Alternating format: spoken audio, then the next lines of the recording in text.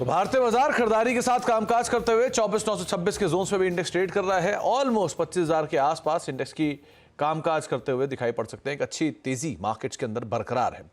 Brijesh oil हमारे साथ मौजूद है, head technical and derivative research analyst IDBI capital के। ब्रिजेश जी नमस्कार, स्वागत है कार्यक्रम में। पहले तो मार्केट्स पे एक व्यू, क्योंकि बाजारों में रफ्तार तो बनी हुई है, 25,000 के आसपास ही हम ट्रेड कर रहे हैं। बार बार इंडेक्स अटेम्प्ट ले रहा है 25,000 के आसपास जाने का और वापस घूम जाता है। आप क्या रीड कर रहे हो मार्केट्स में, क्या करना चाहिए अभी? Good afternoon Sumit ji. So basically view मेरा पॉजिटिव रहेगा मार्केट में। जो हालांकि जो हमने एक तेजी देखा था लास्ट फ्राइडे को, उसके बाद कल का दिन का जो जो मार्केट में ऊपरी तरफ 25,000 टच रीटेस्ट करते करते एक वहां से प्रॉफिट बुकिंग आ गया था। तो मुझे लगता है कि वो 25,000 का लेवल आज एक प्रोबेबिलिटी है। मुझे लगता है आज और कल के ट्रेड में वो शायद वापस निकल जाएगा। 25,500 25,800 ये लेवल्स है जहां पे नए पोजीशंस बन रहे डेरिवेटिव्स डेटा में। तो डेफिनेटली और टेक्निकल चार्ट का पर्सपेक्टिव से भी मुझे लगता है कि ये लेवल्स आने वाले दिनों में आपको देखने को मिल सकता है।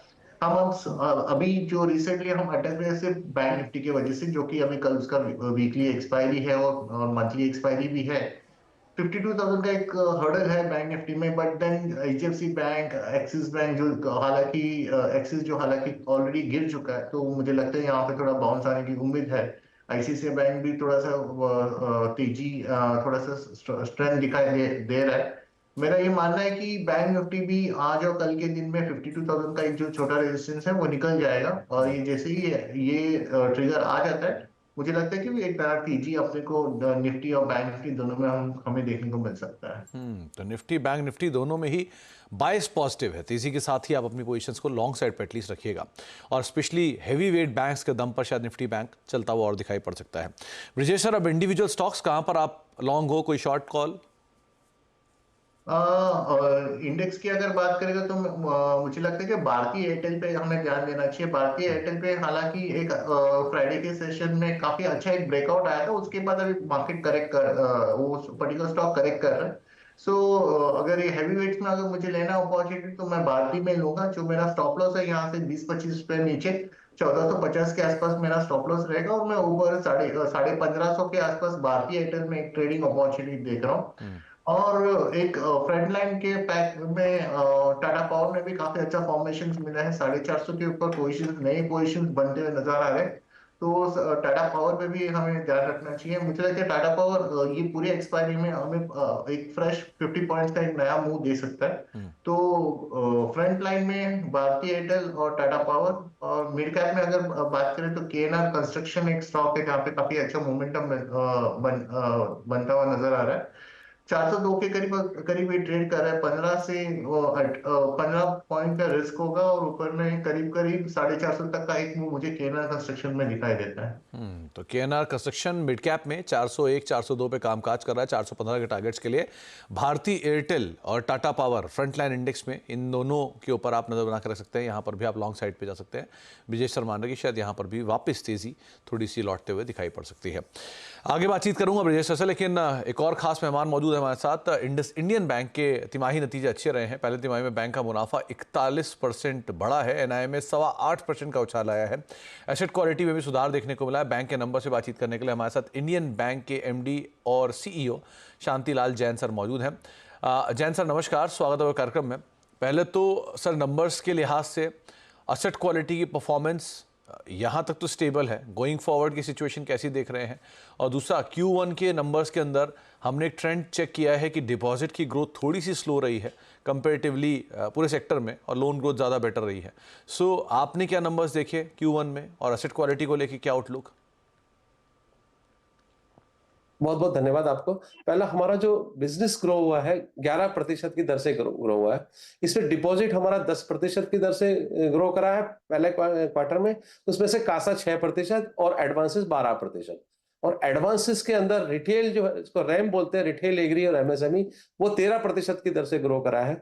रिटेल 14%, एग्रीकल्चर 18%, MSME 6% और कॉर्पोरेट 9%। ये तो हमारा बिजनेस ग्रोथ हुआ। इसकी वजह से हमारा नेट प्रॉफिट जो ग्रो करा है 41% से ग्रो करा है। एंड नेट प्रॉफिट जो ग्रो करने के लिए जो बेसिक ऑपरेटिंग प्रॉफिट हमारा जो है 8% से ग्रो करा, 9% से ग्रो करा है। एनआईआई 8% से ग्रो करी है और एनआई नॉन इंटरेस्ट इनकम भी हमारी 17% से ग्रो करी है। तो नॉन इंटरेस्ट इनकम में 17% असेट क्वालिटी जी। बेटर हुई है और कलेक्शन एफिशिएंसी मेंटेन्ड है 95%। तो जैन सर, जो कंसर्न पूरा सेक्टर उठा रहा है, पूरे बैंकिंग स्पेस में उठ रहा है कि डिपॉजिट ग्रोथ फ्रंट पर थोड़ा सा स्लगिश नंबर आ रहा है और लोन ग्रोथ का नंबर फिर भी बेटर है। सो अभी के लिए या गोइंग फॉरवर्ड की रोड कैसी रहेगी? यहाँ तक की तो सिचुएशन ठीक थी, आगे के लिए कंसर्न को कैसे आप ईज ऑफ करोगे? देखो मार्केट टाइट है और क्रेडिट आपको देख रहे हैं, क्रेडिट ग्रोथ ज्यादा हो रहा है डिपॉजिट ग्रोथ से। सो एज ए रिजल्ट क्या है कि डिपॉजिट की नीड बढ़ रही है और डिपॉजिट शिफ्ट भी हो रहा है। डिपॉजिट जो है म्यूचुअल फंड की तरफ शिफ्ट हो रहा है, गवर्नमेंट सिक्योरिटीज में शिफ्ट हो रहा है। सो डिपॉजिट एक चैलेंज है, बट हम लोग डिपॉजिट और एडवांसेस को मैच करके आगे चल रहे हैं। अगर आप हमारा लास्ट 1 ईयर देखेंगे तो 60,000 करोड़ का डिपॉजिट ग्रोथ है, तो 60,000 करोड़ का ही एडवांसेस ग्रोथ है। सो हम लोग डिपॉजिट को मेंटेन कर रहे हैं। इसकी वजह से क्या है कि इंक्रीमेंटल सीडी रेशियो हमारा 100% है, बट ओवरऑल एलडीआर जो है हमारा 77% से 79% हो गया है। सो गोइंग फॉरवर्ड डिपॉजिट एक चैलेंज रहेगा। तो बेसिकली क्या है कि प्राइसेस थोड़ा बहुत प्लस माइनस हो सकती है, बट लिक्विडिटी मार्केट में अवेलेबल है। तो जैन सर, जो अदर हेड्स हैं जैसे कि फीस हुआ या फिर कैपिटल मार्केट्स के सिचुएशंस हैं, वहाँ पर कैसे आप अभी के हालात देख रहे हो? और ब्रांच नेटवर्क एक्सपेंशन ये अभी कैसा है विज़ावी लास्ट ईयर के? देखो हमने साल के शुरुआत में 3-4 चीजें कही थी कि हमारा डिपॉजिट ग्रोथ 8 से 10% रहेगा, हम 10% है। हमने कहा हमारा एडवांसेस 11 से 13% के बीच में रहेगा, हम 12% है। हमने शुरुआत में कहा था कि हम लोग 100 ब्रांचेस खोलेंगे, तो अभी हमने अराउंड 30 ब्रांचेस का परमिशन दे दी है, तो वो in the stage of opening है। तो पूरे साल में 100 ब्रांचेस के आसपास हमारी ओपन हो जाएगी। फी बेस्ड इनकम देखो हमारा जो है नॉन इंटरेस्ट इनकम की ग्रोथ है 10-11% है, कि लगता है मुझे वही मेंटेन कर पाएंगे। और जिस तरह से हमारा बिजनेस ग्रोथ चल रहा है, हमने कहा था कि हमारा मार्जिन भी हम लोग 3.4 से 3.5 के आसपास रखेंगे, उसके अगेंस्ट में हम 3.53 लेके आए। सो चीजें जो है लाइन पे है सर। तो जैन साहब, एक चीज़ और, एनआईएम्स की सिचुएशन स्टेबल है सो फार, और कुछ पीएसयू बैंक से हमारी बातचीत हुई थी, वो कह रहे थे कि शायद 2 क्वार्टर बाद से एनआईएम्स के ऊपर ज़्यादा बेनिफिट आता हुआ दिखाई पड़ेगा, 1-2 क्वार्टर स्टेबल ही रहेंगे। सो एसेट क्वालिटी और एनआईएम्स की सिचुएशन को देखते हुए FY25 के लिए क्या गाइडेंस आप मान के चल रहे हो? देखो हमने पिछले कई क्वार्टर से देख लो, हमारा जो है रिकवरी स्लीपेज से ज्यादा है। तो इस क्वार्टर में भी हमारा 1937 करोड़ का रिकवरी है, तो 1928 करोड़ का स्लीपेज है। Slippage in terms of percentage 1.5 है, जो इसी पीरियड के लास्ट में 1.57 था। बट ये जो स्लीपेज है इसमें भी हम लोग रिकवर कर रहे हैं। सो 1900 करोड़ में से 300 करोड़ की ऑलरेडी हमने रिकवरी कर ली है। एंड आप देखो रिटर्न ऑन असेट की बात है तो 1.15 हमारा मार्च क्वार्टर में था, जो 1.20 हमारा जून क्वार्टर में है। सो हमारा हमने गाइडेंस दिया था कि हम 1% से ऊपर आरओए रहेगा, हम वो स्टिक कर रहे हैं कि हमारा आरओए मोर देन 1% रहेगा। चलिए, बहुत बहुत शुक्रिया जैन सर हमारे साथ मौजूद रहने के लिए, नंबर से बातचीत करने के लिए और तमाम डिटेल्स या फिर आउटलुक हमसे शेयर करने के लिए। ब्रिजेश सर, इंडियन बैंक कैसे रीड कर रहे हो नंबर्स के बाद? आज वैसे तो हर निशान में कामकाज कर रहा है और नंबर्स भी बेटर साइड पर हैं, मैनेजमेंट की कमेंट्री भी आपने सुनी, आप क्या रीड कर रहे हो इंडियन बैंक्स में? हाँ सुमित जी, मुझे लगता है कि इसमें एक अपॉर्चुनिटी बन सकता है। 592 के करीब ट्रेड कर रहा है, तो हालांकि एक ट्रेडिंग अपॉर्चुनिटी हो सकता है। अगर पोजीशंस है किसी का तो 630 तक के लेवल के लिए पोजीशन होल्ड किया जा सकता है। स्ट्रक्चर पॉजिटिव है, लेकिन इसमें ऐसे कुछ वॉल्यूम ब्रेकआउट वगैरह नहीं आया है जहाँ पे हम लोग एक फ्रेश ट्रेड ले सकते हैं। बट देन किसी के भी पोजीशन से, तो पिछली बार जब 630 के लेवल से प्रॉफिट बुकिंग आया था, तो उतना लेवल का मैं बाउंस बैक देख रहा हूँ ये पर्टिकुलर स्टॉक पे। तो इंडियन बैंक की मैनेजमेंट को आप सुन रहे थे और क्या करना चाहिए उसके ऊपर एक राय ब्रिजेश सर की आप ले रहे थे। एक ब्रेक का वक्त हो गया, ब्रेक के बाद लौटते हैं, कुछ और अहम खबरें, कुछ और अहम शेयर, उन पर बातचीत करते हैं छोटे ब्रेक के उस बार।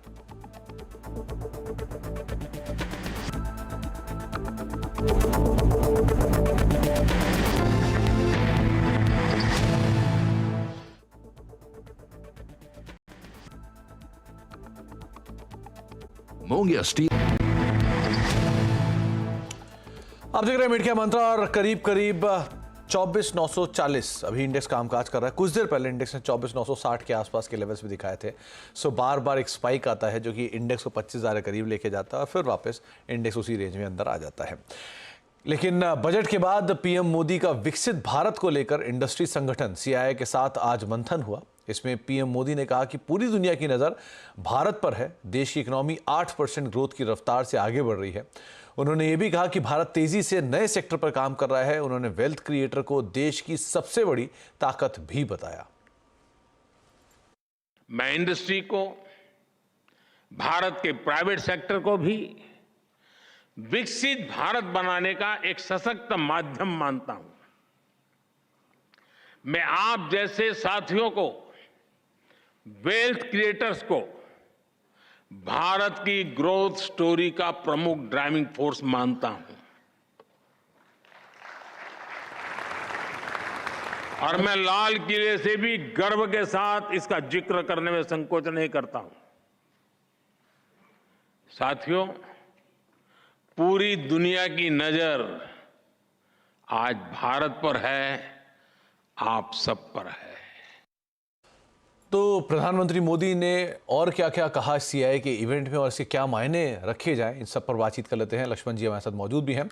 तो लक्ष्मण जी, अनुमान लगाया जा रहा था कि जो सीआईआई का इवेंट है इसमें शायद ग्रोथ के ऊपर उतनी चर्चा नहीं होगी, लेकिन यहाँ तो बहुत ज़्यादा फोकस किया गया, उन्हीं बात को रीस्टेट किया है कि हम तीसरी सबसे बड़ी इकोनॉमी बनेंगे। और उन्होंने बात कही भी कि अनुमान नहीं था इस चीज़ का, लेकिन फिर भी मैं इसको कह रहा हूँ। तो और क्या क्या रीड किया आपने? देखिए, मुझे लगता है कि प्रधानमंत्री मोदी के इस मंच से दिया गया भाषण दो मायनों में काफी महत्वपूर्ण है। दो साफ संकेत यहाँ पे दिए गए हैं। पहली बात कि जो अलग अलग तरीके से राजनीतिक आलोचना होती है कि सरकार इंडस्ट्री की मदद कर रही है, तो सरकार ने इसको सकारात्मक तरीके से लिया और प्रधानमंत्री ने साफ तौर से कहा कि हम वेल्थ क्रिएटर पर ज्यादा फोकस करेंगे। वेल्थ क्रिएटर से काफी अपेक्षा है, यानी इंडस्ट्री को साथ मिलकर चलना होगा। जिस विकसित भारत का सपना भारत ने देखा है, उसमें इस इंडस्ट्री उद्योगपतियों की भूमिका काफी रहने वाली है। तो आपको आगे आके बढ़ना होगा। तो ये साफ उन्होंने संदेश दे दिया कि आपको आलोचनाओं से डरना नहीं है। दूसरी महत्वपूर्ण बात कि सरकार को जितना करना था उससे ज्यादा सरकार कर रही है, ये लगभग संदेश यहाँ पे दिया गया। यूपीए सरकार की तुलना करते हुए कहा गया कि इस सरकार ने कैपेक्स में यानी कैपिटल एक्सपेंडिचर में 5 गुना से ज्यादा की बढ़ोतरी की, रेलवे बजट में बढ़ोतरी की, एक तरीके से कहें सरकारी खर्चे में रिकॉर्ड बढ़ोतरी हुई, टैक्स में रिकॉर्ड कटौती की गई। तो अब बारी है आप लोगों को भी साथ लेकर चलने का। रोजगार का मौका हो या फिर इंडस्ट्रियल डेवलपमेंट का मौका हो, तो उद्योगपतियों के साथ सामने बैठ करके प्रधानमंत्री का यह भाषण, ये बयान काफी महत्वपूर्ण लगता है। अब मुझे लगता है कि आने वाले दिनों में जो संकेत दिए हैं, digital public infrastructure agriculture sector में होगा, ग्रीन इकोनॉमी पर जोर होगा, मुझे लगता है ये भी एक अहम हिस्सा है। तो एक बड़ा अहम हिस्सा आप एक्सपेंशन फ्रंट पर सुन सकते हैं। एक ब्रेक का वक्त हो गया। लक्ष्मण जी, बहुत बहुत शुक्रिया हमारे साथ मौजूद रहने के लिए, इस डिटेल पे और चर्चा करने के लिए। ब्रेक के बाद लौटते हैं, खिलाड़ियों का अपडेट लेते हैं, मार्केट से बातचीत करते हैं। छोटे से ब्रेक के उस पार बाजार ऑलमोस्ट 24,908 के जोन में भी कामकाज कर रहा है। मिड कैप मंत्रा और एक और अच्छी खबर आपकी स्क्रीन पर अभी अभी आप फिर से पढ़ेंगे, जहां पर पहले मनु भाकर की तरफ से एक ब्रोंज और अब दूसरा मनु भाकर और सरबजोत सिंह की जोड़ी को भी एक ब्रोंज मेडल आता हुआ दिखाई पड़ा। तो भारत को एक और पदक मिला है और ये ओलंपिक में दूसरा पदक है जो कि भारत को मिला है। और सरबजोत और साथ ही साथ मनु भाकर की जो जोड़ी है उनको ये शूटिंग में एक पदक आता हुआ दिखाई पड़ रहा है, जहां पर इंडिया का मैच था और 16-10 से साउथ कोरिया के साथ ये मैच को इंडिया ने जीता है। So mix 10 metre air pistol में ये मैच कंप्लीट हुआ है, जो कि भारत के फेवर में आता हुआ दिखाई पड़ा है। और अब मनु भाकर को 2 पदक जीतने वाली देश की पहली भारतीय महिला बन चुकी हैं। सरबजोत और मनु भाकर की जोड़ी को ये मेडल मिला है। एक और अच्छी खबर, और इस खबर के साथ ही अब खिलाड़ियों की तरफ अपडेट करते हैं, जहां पर दूसरा सत्र है आज कारोबार का और एलकेपी सिक्योरिटीज से रूपक डे, इक्विनॉक्स के पंकज राडेर और फिनमार्ट के अरुण मंत्री इस हफ्ते पार्टिसिपेट कर रहे हैं। कॉल्स के लिहाज से अरुण ने कॉल दी थी कोचिन शिपयार्ड में, जहां प्रॉफिट्स को बुक कर लिया है 2780 के टारगेट से। 2690 के जोन्स में वो प्रॉफिट्स को अपने बुक कर चुके हैं। इसके अलावा अरुण ने सनटेक रियल्टी में बाय कॉल दिया था 678 रुपये के आसपास के टारगेट्स के लिए आप खरीदारी कर सकते हैं। 580 का एक स्टॉप लॉस यहाँ पर मेंटेन करके चल सकते हैं। इसके अलावा जो रिटर्न है वो आपकी स्क्रीन पर है। सो फार रूपक लीड कर रहे हैं 7% पॉजिटिव रिटर्न से। अरुण मंत्री ऑलमोस्ट ऑलमोस्ट 7% का रिटर्न और पंकज का रिटर्न सो फार 1.5% के आसपास देखने को मिल रहा है। ब्रेक का वक्त है। नो योर कंपनी में फिलहाल मिड कैप मंत्रा में इतना है, लेकिन नो योर कंपनी में भी हम बातचीत करेंगे IPO 360 की, जहां पे एकम ड्रग्स एंड फार्मा के MD संदीप जैन और CFO सुमित सूद सर से बातचीत होगी छोटे से ब्रेक के उस पार। फिलहाल इतना ही, नमस्कार।